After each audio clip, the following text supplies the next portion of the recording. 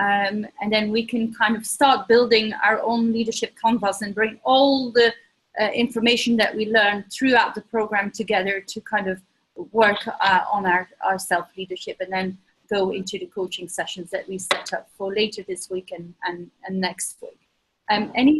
Any feedback or other questions to Lars Bo? Okay, bye-bye. Have a lovely session. I will revert back with all the work that I've seen on the back of it and the inspiration. All right. Have a lovely session. Bye-bye. Bye. Thank you, Lars Bo. All right. So back to sharing. I'm going to share now with you the results of the 360. Can everybody see my screen? Yeah, they can. Okay, so you all completed leadership at N360, and most of you have already organized their debrief. So you more or less know where you stand, and you can maybe relate that now back to the equation, the magical formula that Lars Bo just brought up. As a cohort, what we seem to be very good at, and this is just at a high level, and then we'll dive into the specifics, is we're very good at collaboration, at kind of working together. I would bring it back to that action element of the mission that Lars Bo brought up. But as you see, polar opposite, what we're not so good at, it seems, is the pioneering element, which is very much linked to the vision element. So if we dive into the specifics, I'm going to show you the items, right? So again, as you could see, the things that we are very good at is the, the working together and the trust element. So that second element of the trust, of the leadership equation. So we're very good at building that trusted relationship. We're also very good at driving results. So all about trust, mission, the what.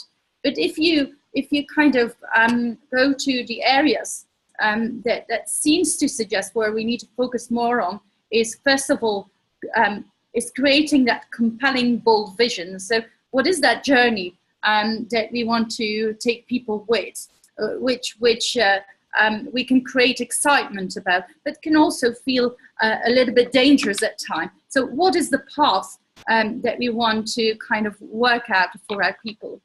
The other kind of element is effectively leading others through change. And I want to link that to the other elements that Lars Bo was saying. On a mission, it's not good enough to have like the operationalization plan on the what, but it's so important to take people with you on why are we doing it and how we are doing it. And that's even more, I would say, something that is important when you lead people through change. It's a difference between, and that's what another big thinker has said, he's called Kotter. And he always said there is a difference between change management and change leadership. Change management is something, which is very effective when you have a problem that is very clear cut and that you want to solve. And then most of the time, organizations bring in consultants, which comes with a nice project plan, and they just go on a journey and they measure it, and it's a nice linear path, and then they see how they're going. That's change management. Change management is, however, something, very, very different from change leadership, and that is actually where we as leaders are, in when we are kind of leading in a digital economy, because most of the things that we are leading is leading through, on problems that aren't clear cut. It's the environment is quite ambiguous. Do you remember our very first session in Poland as well, where we were told on how the world is evolving, and basically where we all concluded that not knowing precisely how to go about it, actually acknowledging that is quite refreshing. But within that ambiguity, we still need to find a way to lead. And the way you do that then is actually absolutely constantly referring to engagement and communication is, first of course, having that vision, making sure that you have it, you set out what the path is, but it isn't that clear cut. That's why you can't follow like a plan with kind of very linear milestones. What you constantly need to do is check in check in whether people are with, whether you need to go back and go forward again. You need to also see whether your surroundings are still what you thought it was, or whether that's changing as well. So that is far more ambiguous, and it seems like that, of course, that's more complex. That requires also a higher level of leadership. And I would say all the elements that Lars Bohr just mentioned are actually essential to be able to be an effective change leader. And you see the third element, and then, that's the top three, that it seems like we as an organization and this cohort need to become better at, is providing feedback and useful, timely feedback. As you know, we have, as an entire organization, addressed our approach to change through performance development. And it is to instill that culture of going into more conversations, getting, the objectives clear, but then also constantly checking in, are these still the right things? And in these objectives, making sure there is a stretch element, there is a development element, and constantly having that conversation and receiving feedback. We're not doing that enough.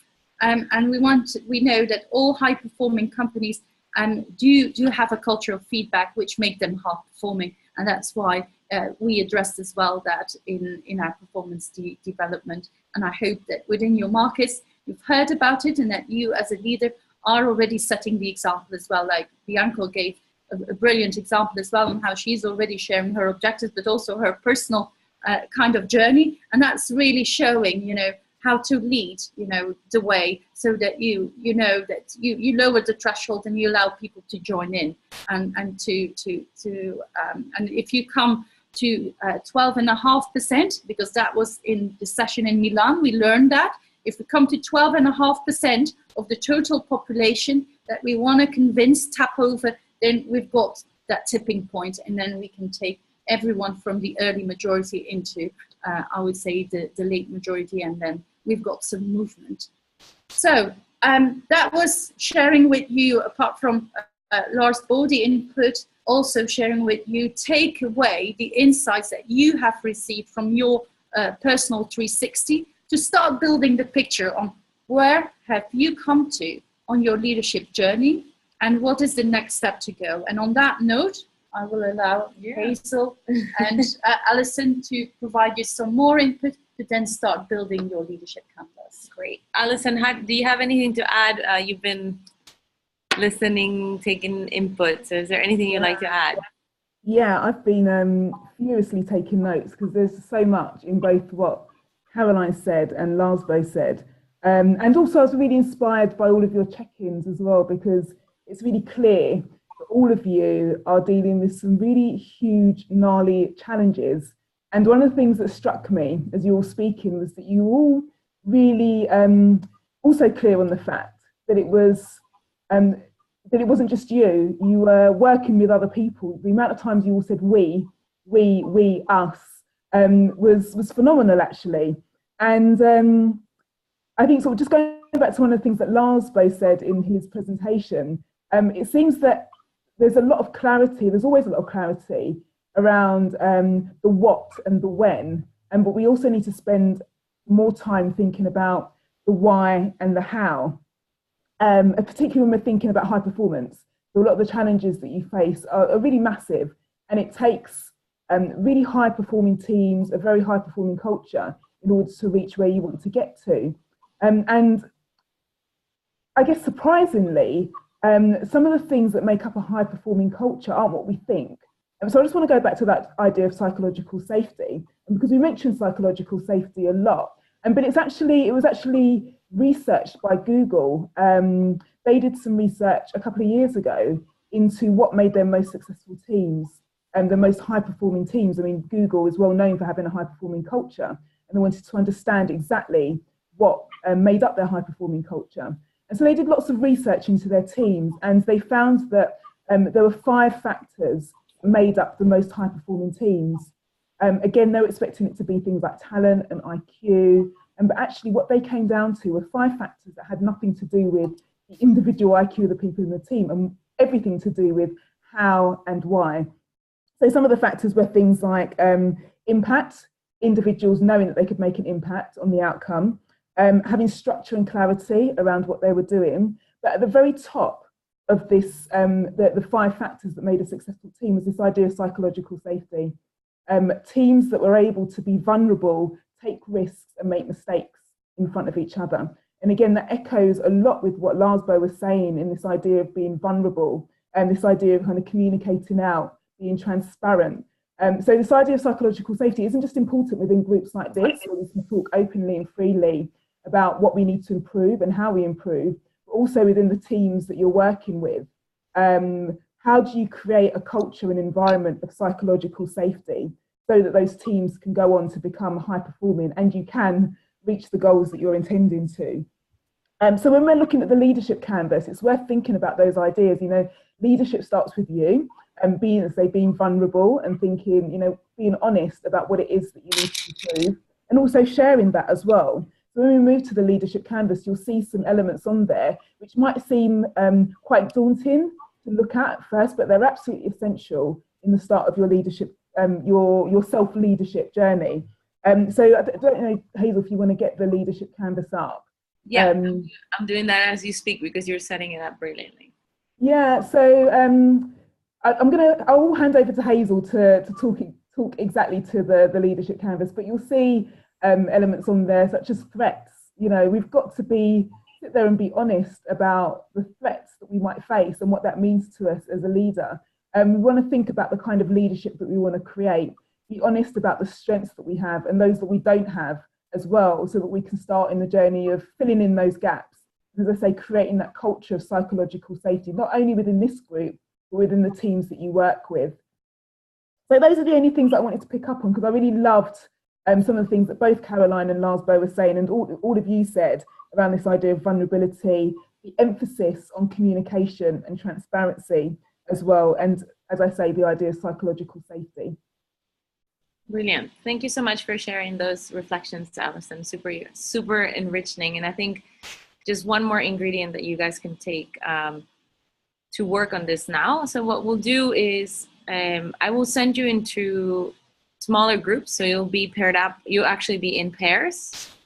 And this is something that you'll develop in this last module. So it doesn't mean that you're going to do it today in just the 20 minutes that we're going to give you. So use this opportunity for you guys to, first of all, you know, reconnect. You've been working with each other for last year, but you haven't been working in this for a while now. So use this time to, you know, look at this leadership canvas and start reflecting on your own type of leadership. This is, while it obviously has to do with leading at DAN, it's also a very personal journey, right? So think about it from that angle as well.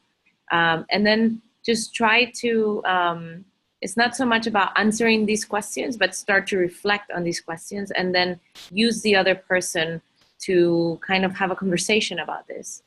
And what we'll do is that we'll give you 20 minutes to start. And then we'll go and check in with you around that time to see if you need more time or you know, where you are in your process. The idea is that you look at this, as it says here, you download it. Either you download it to your desktop or to your drive, and then once you're done, you upload it to this link that is here, which is a folder with your name on it and the brand that you work for. So before I send you guys into groups, do you guys have any questions on what the exercise entails? Hey, I'm so sorry, but I will need to leave sooner. So maybe this is the best time before we pair each other. So Okay. Katarina, you would leave? Yes, I need to attend another meeting. All right, so I'll make sure that I have someone else. There'll be a group of 3 then. Sorry about that. No, it's fine. Just make sure you get the link. So I'm gonna paste it here, and we're gonna email it as well. Perfect. But please make sure you guys have the link because it'll be part of the module. So we'll touch base on it again on the 23rd, and also during the coaching. So make sure you have it. I've just pasted the link there. Again, I'll iterate that you're not supposed to fill out this whole thing right now. But where you're, oh, everybody's asking me for requests. Sorry, I just realized that. So what will happen then is that you'll just get started and yeah, start working on it and start having a conversation about it, so that you can you know, use this time to reflect on it, to think about all the factors and the elements that Lars Bo just shared with you. And so, you want to add anything? Yeah, and make sure, you know, you post back in Slack where you've come to, or any comments that you want to make. So make use of Slack as much as you can as well, to reflect back on it. Because I would say this is the gift for yourself that you're building, you know, your end certificate almost on the end of the program, and that we can kind of reflect back on the 23rd, but also use it to maybe focus a little bit what you want the coaching session for yourself to focus on as well. All right. Okay. Bye-bye, guys. Bye, Marina. Thank you. Bye-bye. Thank you so much. Is it clear for the rest? You might also come and visit them. Yeah, we will, for sure. Yeah. Yeah, good. Ready to go? Ready to go. We'll now put you in virtual rooms. Enjoy. 1 minute.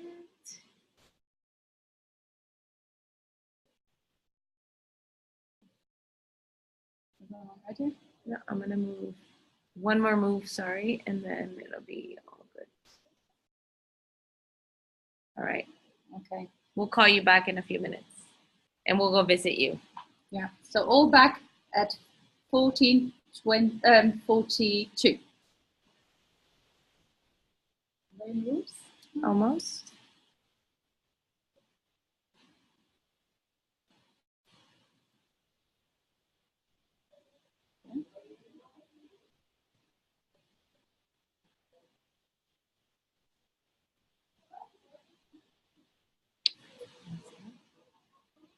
Good. We're all back in the main room, right? Almost. Almost. Sometimes they're in the middle of a great conversation. So that's a good sign when they're not come back right away. So I see. Okay. Grant. So Yeah. you're back. Very We're good. back. We are just waiting for the others to come back as well. Cool. Technology permitting. Sometimes they can say, no, I need another minute, right? But don't you think that you know, Zoom is better to create that feeling than Skype would ever be? So, No, it's very good. Very good. here we are in our room again. Good. Good. So are we all back, you think?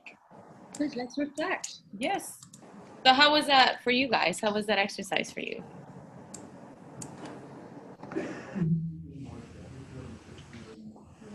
Good. It was good. It was useful, logical. I think we're looking forward to actually sitting down sort of in a solitary, quiet, reflective mode and actually working through the exercise. But it's definitely something we all feel has real merit and substance. And once we've defined what our own most impactful leadership styles will be, we will share it with our agencies and our teams. And it's something that is a moment of reflection that we should all be doing frequently. Yeah. That's my view. Thank you. Spot on. So it's the leaving it, but it's also like the ongoing tool. As you can see, Lars Bo has been working on it for 16 years and still feel that he only started. Right. Good. Who else? Who else had difficulty going through it? Was there anybody who had difficulty going through it? Actually, I want to pick up on what Bianca was saying as well. So you all done the 360, it's just one source of information, but as you could see, Lars will also use a source of information. So leadership can be, you know, it doesn't need to be fluffy, you know, keep on collecting that data. And the 360 as well, you know, is set up as such that if, for instance, in a year's time or 9 months' time, you want to recheck, you can do that. So you can come to me and I can set it up for a recheck as well. Or you can check with the person who gave you feedback. So it's been set up as such to anticipate that it's an ongoing diagnostic for you as well, if you like to make use of it, just so you know. Who else would like to comment? Yeah, I can comment. So I think the one thing from my side is I haven't had my 360 feedback yet, so kind of looking forward to building that into this canvas. Is potentially some other examples of my leadership in the kind of like drilling it down into like 1 or 2 sentences. I think the 6 areas around threats, resilience, behaviours are all quite clear and quite straightforward to populate with ideas and concepts. I sometimes find it a little tricky when you then try and build that down into like one kind of sentence that summarizes what my leadership would represent. And actually I think Lars Bo's was good, but is obviously at an extremely senior level. And I think it'll be interesting just to see a broader example of what some of the other exec or people that report directly into exec are also thinking about when it comes to their own leadership style in the kind of in the new economy. So that's just more of an ask than anything else. If there's a few examples we could share as a group or we can get access to, would help me develop this out a little bit, because that's my only kind of block, I think, in terms of building this out, is nothing around those other 6 areas, but just how we articulate that into a really punchy kind of, it's almost like a strategic ambition for a client. How do we boil it down into one sentence? And I think that's the thing, could be a bit tricky. So I'd love to see some other examples from across the network and from other individuals within the broader team. So we encouraged Cohort 2018. They're very active on Slack, and we saw already like first paint brushes of their first draft of their canvas. Maybe we can agree that we do this as well. I don't know how active. We haven't been as active on Slack, but we could, it's there, for you to use as well. Feel comfortable with that. And then we could maybe see as well how the other cohort is comfortable maybe sharing as well. Yeah. And then we could do like a cross contamination. Yeah. Sounds good. Whatever. Of that. But I would say as well, like sometimes just reaching out by sharing yours and asking for feedback. It's almost you're building your brand, your leadership signature, right? So invite people in to help you writing that. It's brand ink. Makes sense. Who else wants to share?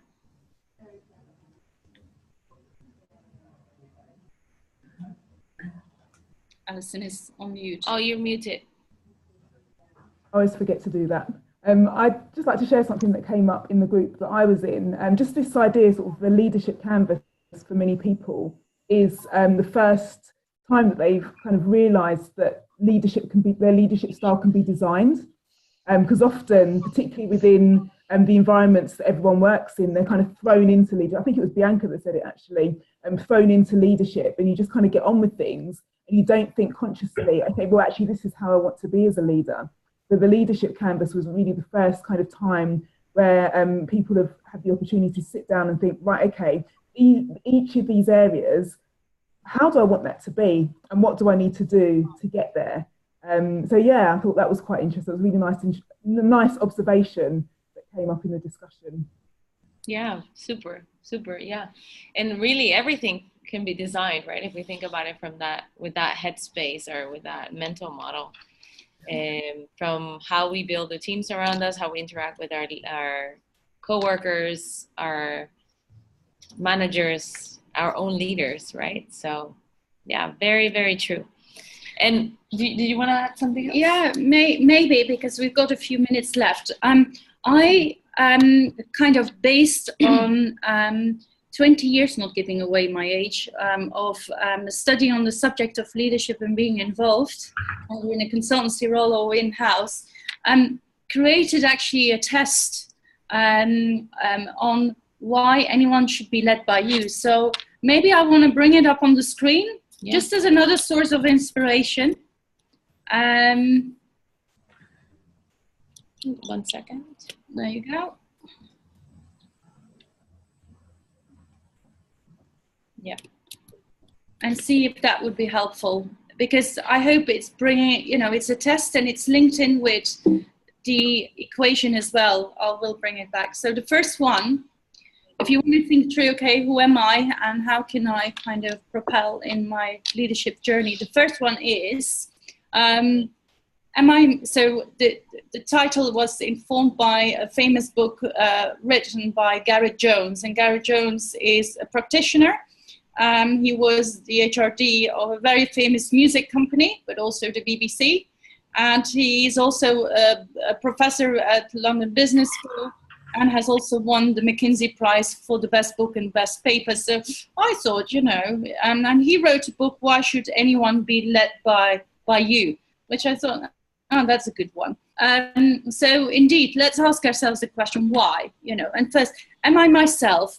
So that's coming back to authenticity, and I was inspired by the Oscars, of course, being this week. Or am I not aiming to win an Oscar for my leadership performance? In other words, it's not about being someone else. Most of the time, what I notice when I support leaders is that most of the time the people need to unlearn a lot of things and find themselves back. And the best way to be a leader is really by being yourself and being clear to what you stand for, what your beliefs and your values are, and why are you a leader? What drives you? What's your purpose? Why do you want it to be? So as soon as you see people putting up a performance, people smell it right from a nanosecond. People are clever. I think Lars Bohr said that. We sometimes underestimate and think people are stupid, but yeah, that's the bullshit that he was referring to, right? So it's not about now I need to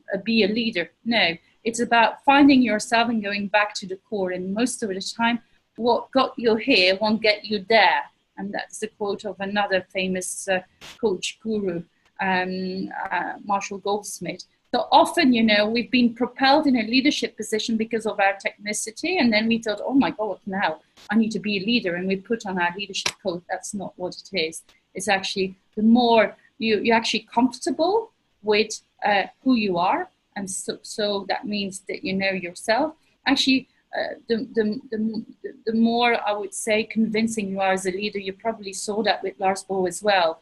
He's very comfortable in his own skin, right? He's very comfortable as well in being himself, and I don't know how well you know him, but he's very different. He's got that personality. I personally sometimes call him the Bono of Dan. He's got that really kind of you know, being different, but at the same time being conforming enough to be allowed then to be different. So that's what I like. You can tell what his uniqueness is, and I challenge you to find that as well for yourself. Who are you, and what's stopping you to show your real you?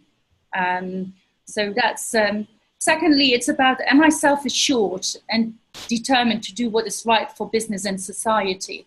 It's also what Lars Bohr brought up, like, sometimes we need to lead on something, you know, and bring very unpopular news, right?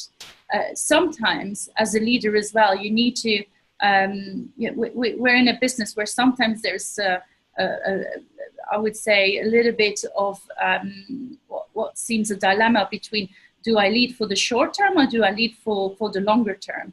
And people really kind of appreciate when sometimes a leader is challenging as well, is challenging upwards. It's sometimes kind of making sure that they know what they stand for, so they have that clear vision and they know the route that they want to pursue.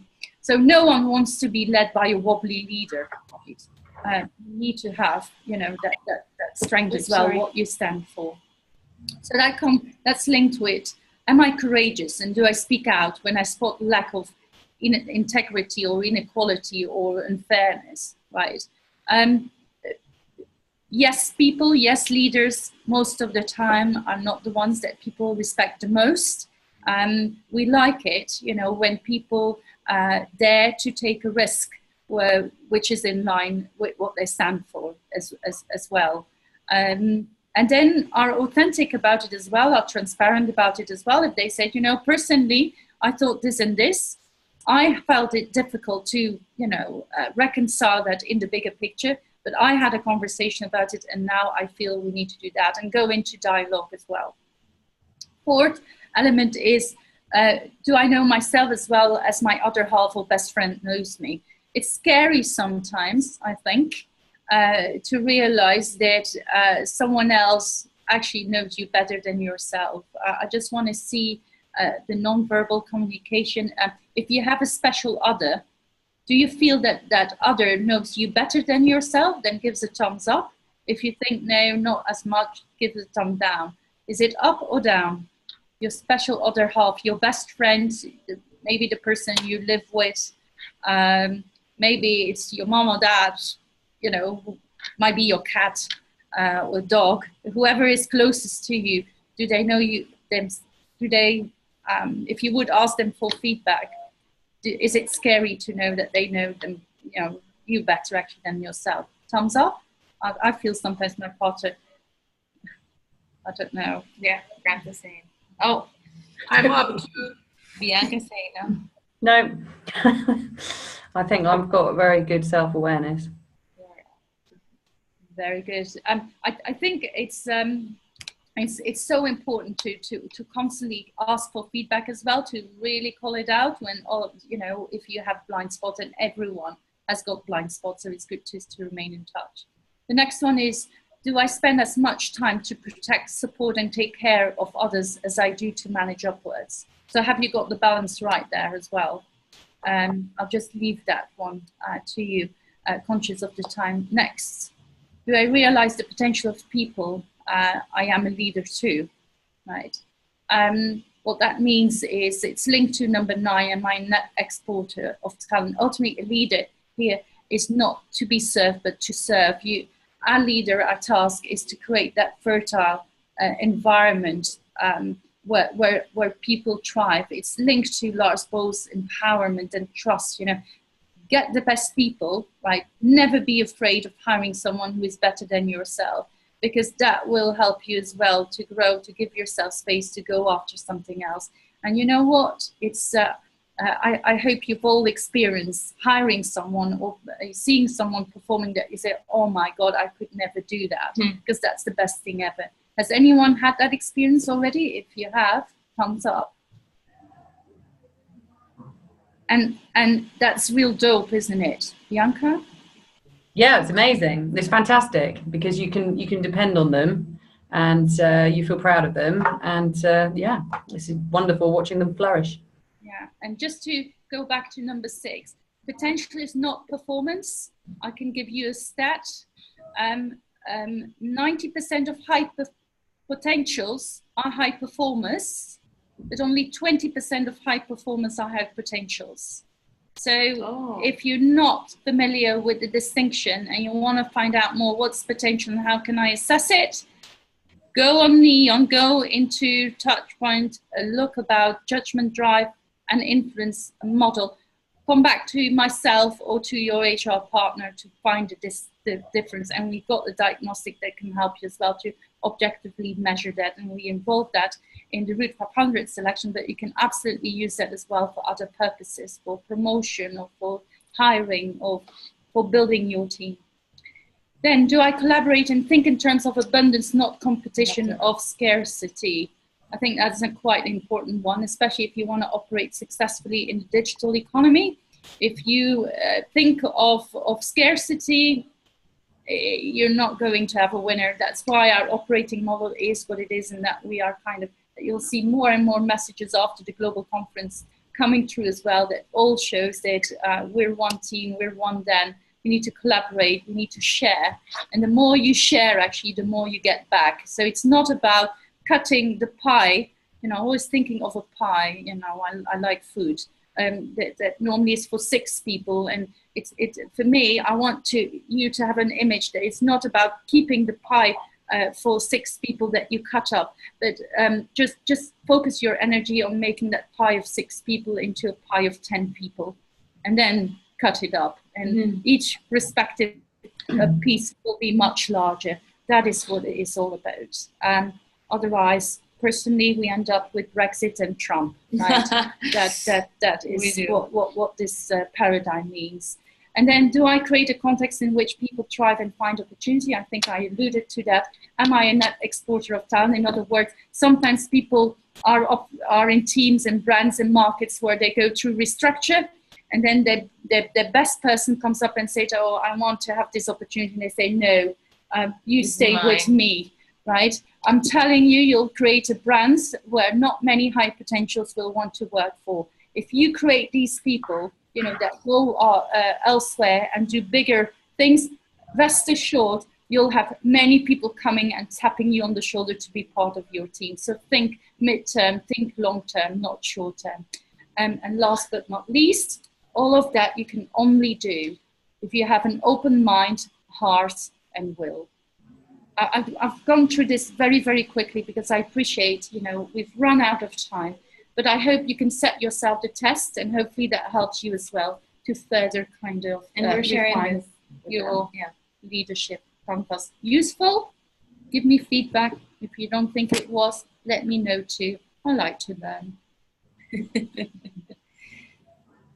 Good. Great. Thank you so much.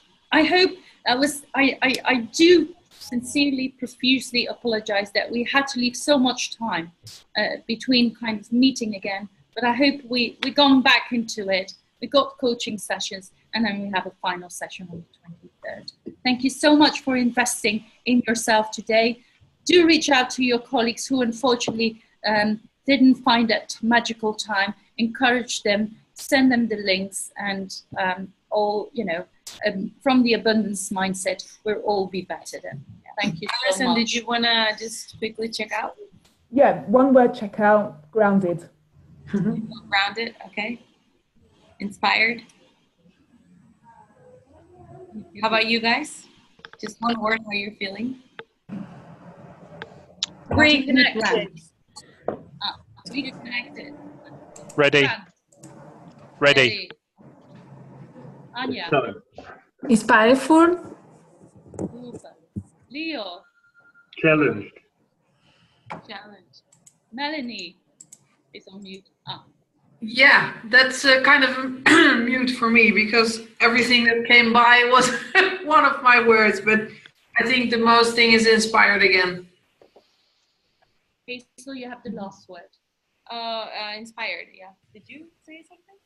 Oh, I haven't. I'm smiling because you're super happy that we've connected. We'll send you next steps just to be mindful of your time. Thank you for being here. Thank you for being present. And just continue working on your canvas. We'll revisit it during the coaching sessions and on the last webinar. Reach out if you have anything. Thank you. Okay, bye. Bye-bye. Thank you. Thank you. Bye. Bye.